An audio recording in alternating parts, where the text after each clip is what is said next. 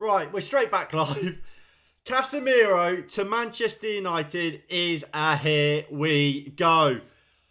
I've just finished the press conference reaction. As I finish, close everything down. Casemiro, here we go. Done. Boom. Now, what a transfer. What a deal. Obviously, Erik ten Hag didn't want to speak about it. Still hasn't obviously spoken about it. But Fabrizio Romano has tweeted, here we go. So, Casemiro to Manchester United. Here we go. Real Madrid accepted all details of the bid. Clubs preparing contracts right now. 60 million euro fixed fee, £10 million in add-ons. Casemiro has full agreement on 4-year deal. Option until 2027. Medical and then visa to be sorted during the weekend.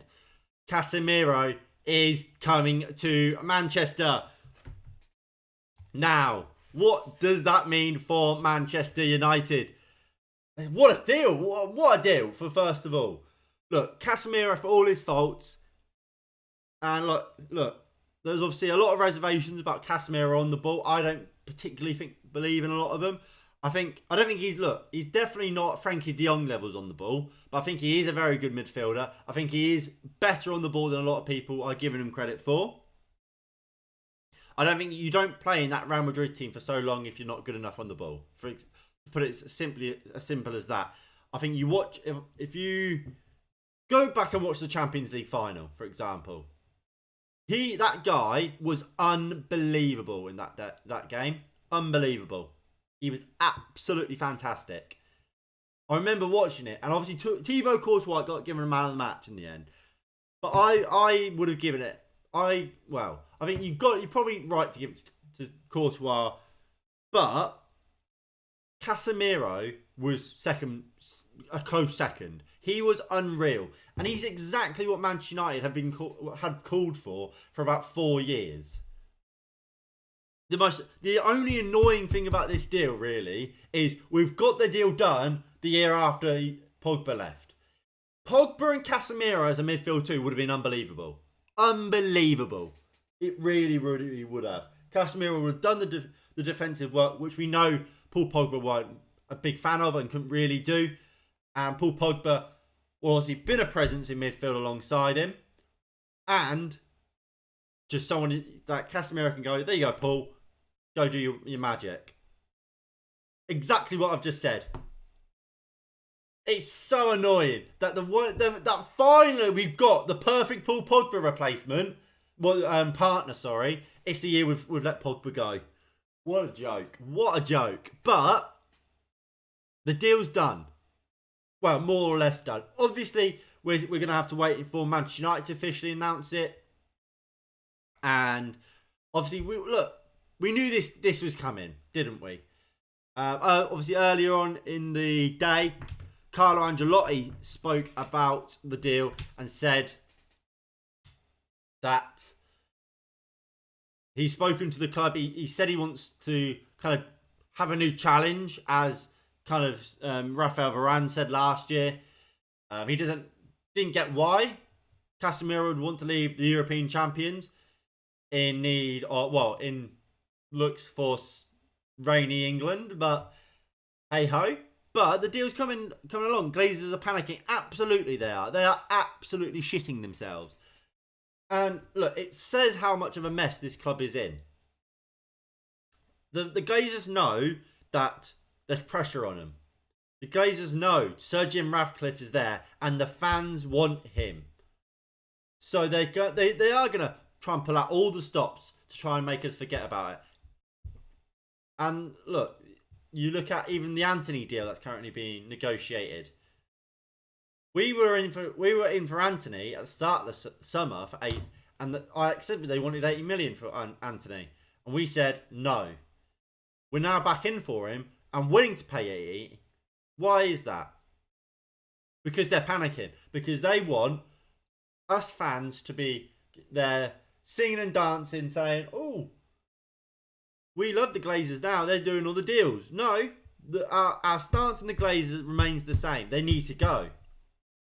But at the same time, we can appreciate a signing like Casemiro, because it is a fantastic signing and will fit into a team really well. I mean, I don't have a Casemiro picture, which would have been really useful.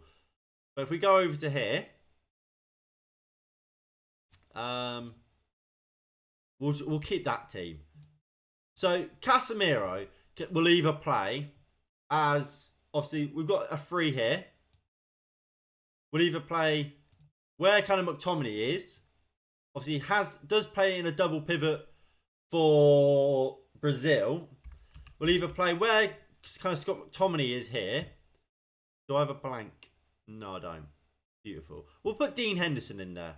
So Dean Henderson is now Casemiro.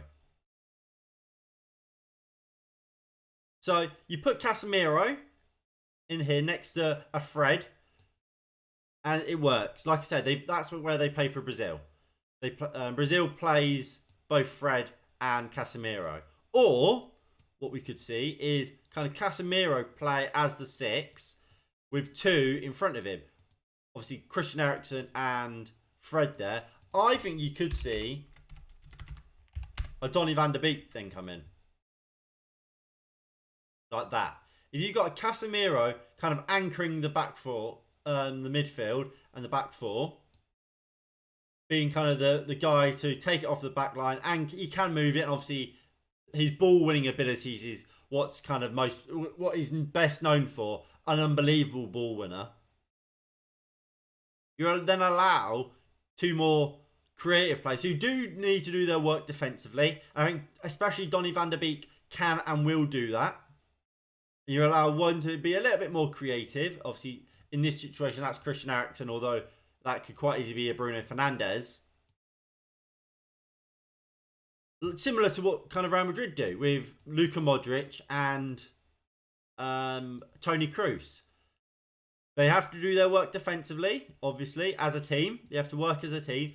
But it's more Casemiro will kind of hold the fort while he allows his 2 kind of more technical midfielders in Modric and Kroos, or in this example, Van der Beek and Eriksen, to go and do the business further up the field, helping his team create goals. They spent whatever they have spent whenever we fail to qualify for top 4. It's all about Adidas sponsor deal, which have a clause if we fail to qualify for top 4, back to money will be less. I'm glad about Casemiro, bro. I'm excited too.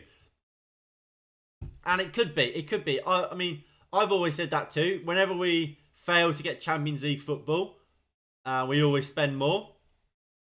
But if as long as they spend the money, I don't really care the reason.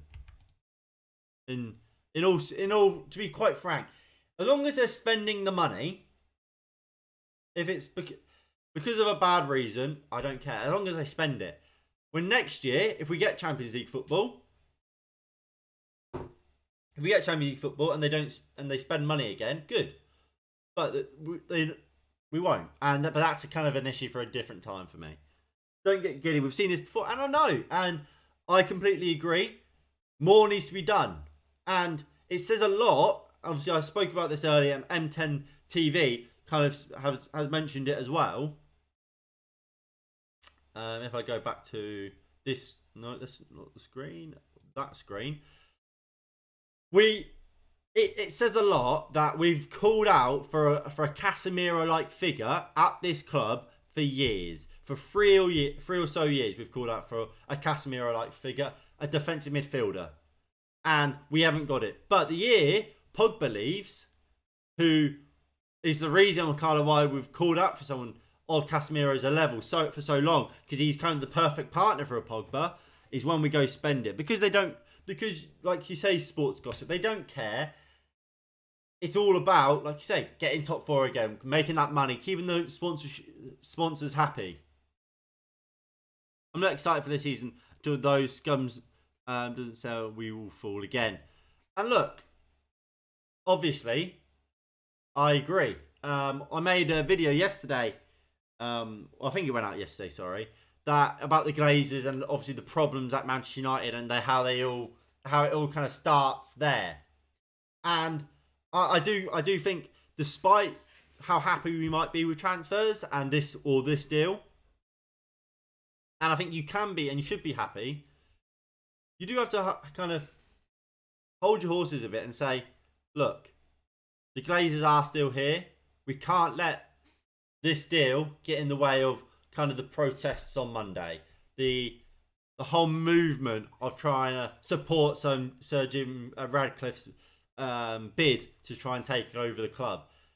We have to remember all that when we do sign players, because signings will now come. Obviously, Casemiro is the first. But for me, I just don't like living in that in like the negativity. I'm aware that this season will still be tough, Casemiro or not, but it'll make the season better. I was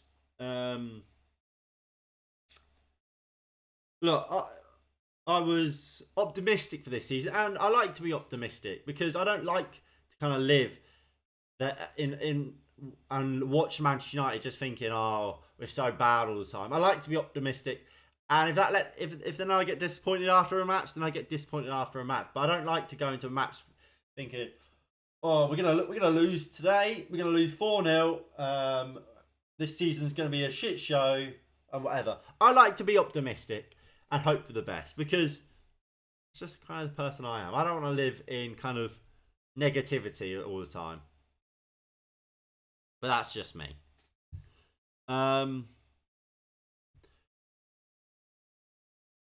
Yeah, I don't know what to say. But look, in regards to Casemiro, it's the right deal. It's a good deal. Not Frankie de Jong. Whether or not we're still going for Frankie de Jong and we'll still try and sign Frankie de Jong is a different question. I would love for us to still sign Frankie de Jong.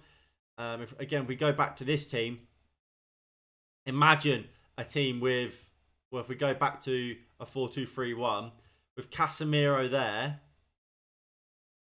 and Donny van der Beek, instead of it being Donny, you have for Frankie de Jong. That then pivot goes from, for me, probably the worst in the Premier League to one of the best. I think that pivot would be better than Arsenal's, would be better than Spurs's. Obviously, Liverpool don't play a pivot, and neither do Man City. But better than Chelsea's, I would agree. I would say, and that's massive. And I think that's majority of the spine that we have a problem with, and the kind of the two most important roles in this team for me, and a lot of our issues sorted.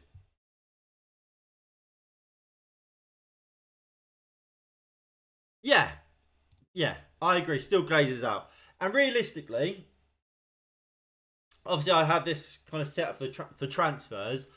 I will add a hashtag Glazers out bit somewhere in it. It's just obviously I've had this since the start of the transfer window. I wasn't expecting this deal to have happened, and I just haven't got round to kind of updating it, adding some kind of Glazers out stuff to it. But yeah, I bet United will announce it right after we lose to Liverpool. Probably. But like, obviously, I'm not sure how long all this stuff like officially takes. But try and get it all done and get him playing against Liverpool. He will be such a big upgrade on what we have. Try and get him playing against Liverpool. But look, that's about it from me today. All that and Rabiot, no money. Mate, forget about Adrian Rabiot and Arnautovic. Those deals aren't happening, and good. Although, like I said, for the right deal, for the right money, I would have taken Rabiot. But those aren't happening anymore. Look, I'm going to end it here. We've spoken on the deal. We've spoken on all about it pretty much. Well, yeah, all right. I would still try and rush it through as best as possible. As quick as possible. I wouldn't want to. If theoretically, if you could get him ready available, then I would. If you get what I mean, like I'm sure this stuff you could do something to get him to play. I'm certain of it, especially for Liverpool, Man United. Yeah, no problem. So like, yeah, I'm gonna end it here. Obviously, we did the press conference reaction literally about 2 minutes before we came live here. So if you guys haven't seen that, go back and watch that. That would be greatly appreciated. Again, if any more news happens, we'll be live again. Given how quickly this came out after Ten Hag's press conference reaction, expect to see me in 10 minutes. But yeah, thank you all for watching. If you have enjoyed, please do hit that like button below. Subscribe if you are new and you haven't already. That would be greatly appreciated. And I'll see you all in the next one in a bit. Peace.